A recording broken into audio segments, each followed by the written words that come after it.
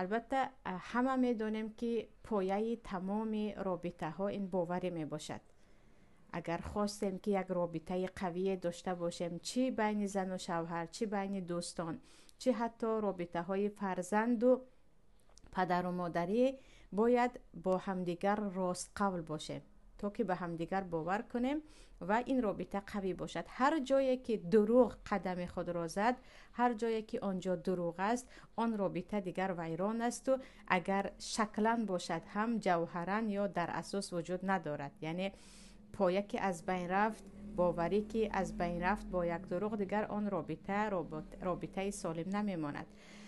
و اینجا نفرانی که میگویند دروغ بین زن و شوهر باقی ندارد، شاید از حدیث دلیل میگیرند. برای اینکه این گونه قول هم هست، اولا نگاه کنیم که پیامبر صلی الله علیه و سلم در حدیث چی میگن. حدیث در سنن ترمذی هست، لفظش در صحیح مسلم هم هست که پیامبر صلی الله علیه و سلم میگن لا یحل الکذب الا فی ثلاث، دروغ جایز نیست مگر در سه حالت. یکم یحدث الرجل امرأته لیرضیها، مرد به زنش گپ دروغ میزند تا که او را راضی کند.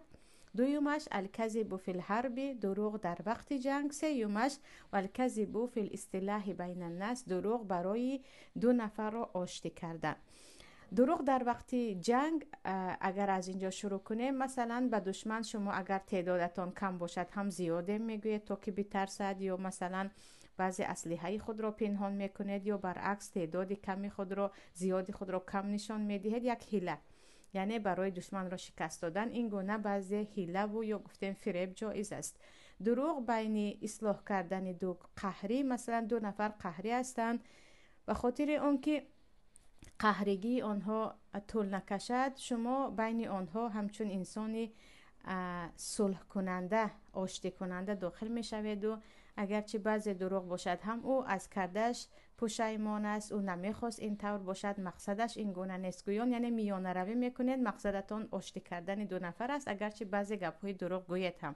این را میگویند یعنی اونه که بین دو قهری شده یا بین دو نفری که معاملهشان ویران است، برای آشتی کردن بعضی گپ های دروغ میزند، او کذاب نیست و او اصلاح کننده است.